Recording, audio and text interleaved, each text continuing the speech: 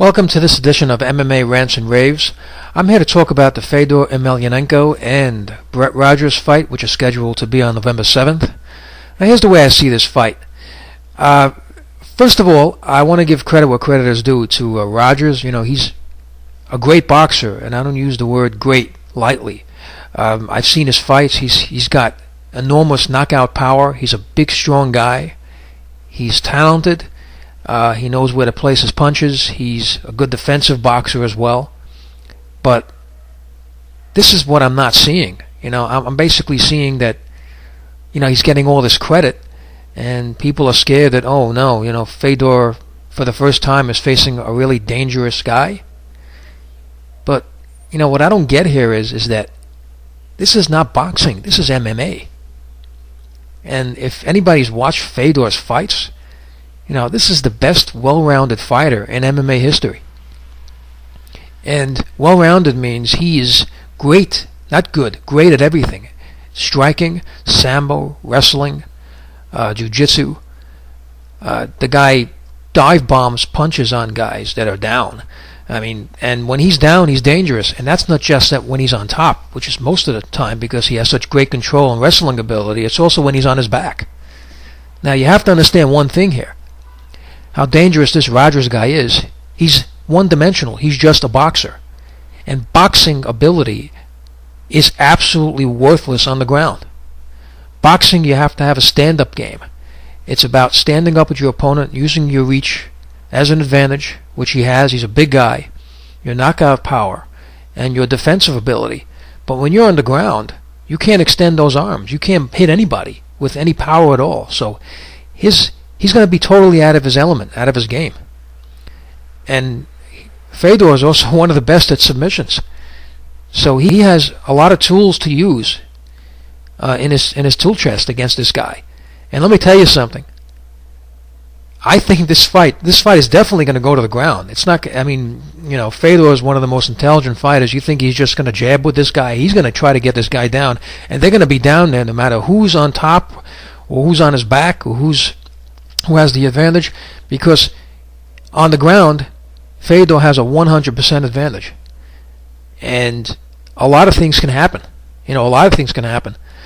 So, I mean, I don't see how he is going to defeat Fedor if this thing goes to the ground. I think the only chance that Rogers has to beat Fedor is he's got to find an opening when these guys are standing up. He definitely has no advantage on the ground. And that means he's got to take his chances in the first round. He has to find an opening and somehow get an open punch, which is not easy to do.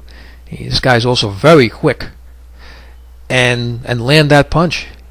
And that's his only chance, you know, hopefully to get a knockout. And keep in mind, this is not an easy guy to knock out. That's another thing that hasn't been discussed. You know, Fedor, I mean, he is human. And he's been cut. He's been hurt in fights. You know, I've seen the perfect example is the Hangman Choi fight. You know, when he had that first armbar attempt, and he got out of it, he landed a few punches on him, and those are really nasty punches. This is a guy who was 365 pounds with probably 20-ounce gloves, swinging arms that weigh maybe about 50 pounds each, and he was all, you know, his face started to look like, you know, really bad. I mean, he was all red and bruised up. So, you know, he took punishment in that fight. So, and he wasn't knocked out at all. He was ready to go, and he won that fight in short order. He just got him in the same armbar again. And then keep in mind, if you think this guy's really big, you know, he's bigger than Fedor, and he has like 35 pounds on him. You know, Choi was 365 pounds. Imagine what 365 pounds is laying on top of you. That's crushing weight. Plus the strength that this guy has. He was squeezing him to death. I don't know what he was doing on the ground. And somehow, not only he's able to get out of that, he's able to move his body and swing and create this armbar, and he almost tore the guy's arm off. That's the type of danger that he's going to be facing in the ring. Now, if he can do that to Choi, and if he has Rogers on top of him, imagine what he can do to Rogers. I mean, you know, this guy is a very dangerous fighter. I don't have to tell you that. You can watch his fights. But that's the way it's going to be. And, you know, even GSP said it. Do I count Rogers out? Do I give him a chance? Everybody has a chance. People make mistakes. It just takes one mistake. He makes one mistake, and that's it. You know, Rogers can win the fight, but the thing is with Fedor, he doesn't make mistakes. I mean, he hasn't made any mistakes. They say he lost like one fight. He has like 30 wins, and that really wasn't a loss. So the way I see it, this thing will get to the ground at some point in the match. And if it does, Rogers is gone. He's either going to be submitted because he's just a boxer. He doesn't have defense against submissions, or it's going to be a TKO because on the ground his boxing is just not going to be a factor. I mean, unless there's something in his career that I haven't seen. I just seen this guy box. You know, I've seen the Arlovsky fight.